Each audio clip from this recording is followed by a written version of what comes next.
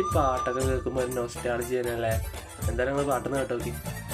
ഏഴാം ബഹറും കടന്ന് നിന്മാരൻ വരുന്നുണ്ട്, താഴമ്പു മണമൊഴുകും കാറ്റിന്നു വരുന്നുണ്ട്, മേലെ മാനത്തമ്പിളി പാടിയ രാവിൽ മേഘത്തിരിന്നലകൾക്ക് നിറവുണ്ട്, മേലെ